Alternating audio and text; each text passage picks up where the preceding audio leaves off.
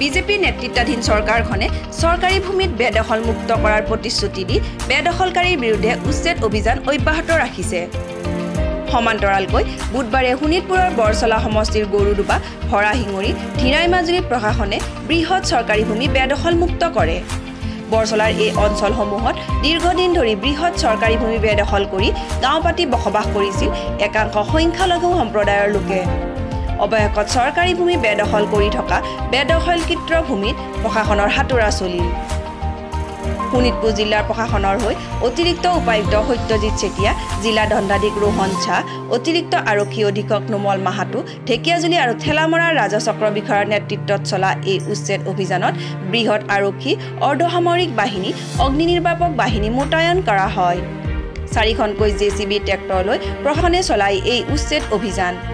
প্ৰশাসনে জানিবলৈ দিয়া মতে বৰচলাৰ গৰুডুবা, ভৰাশিঙৰি, ধিৰাই মাজুলী আদি অঞ্চলত চৰকাৰী ভূমিত বসবাস কৰা প্ৰায় অৰ্ধশতাধিক বাসগৃহ জেচিবি লগাই উচ্ছেদ কৰা হয়। উল্লেখ্য যে বৰচলা সমষ্টিৰ উক্ত বৃহৎ অঞ্চলটোৰ বৃহৎ চৰকাৰী ভূমি বেদখলমুক্ত কৰাৰ বাবে দীৰ্ঘদিন ধৰি বিভিন্ন দল আৰু সংগঠনে চৰকাৰক দাবী জনাই আহিছিল। অৱশেষত চৰকাৰ প্ৰশাসনে প্ৰতিশ্ৰুতি ৰাখিলে। চৰকাৰ প্ৰশাসনৰ এই পদক্ষেপক আদৰণি জনাইছে বিভিন্ন মহলে। তাৎপৰ্যপূৰ্ণভাৱে দেখা গ'ল অভিযানত চৰকাৰী আঁচনি PMAY অধীনত লাভ কৰা চৰকাৰী বাসগৃহও ভাঙি পেলোৱা হয়।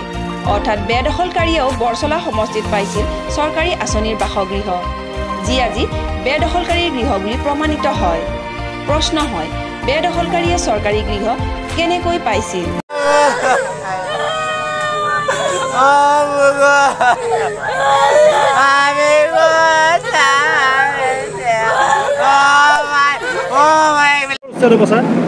আমি আজি ইয়াত এটা জইণ্ট এভিকশ্যন কৰি আছোঁ বৰচলা সমষ্টিৰ অন্তৰ্গত।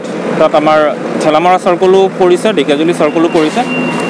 ঠেলামৰা চাৰ্কলত নিয়াৰ এবাউট 24 to 25 ঘৰ আৰু আমাৰ চাৰ্কলত তেনেকৈ 25 to 25 ঘৰ হ'ব। সম্পূৰ্ণৰূপে উচ্ছেদ চলিব?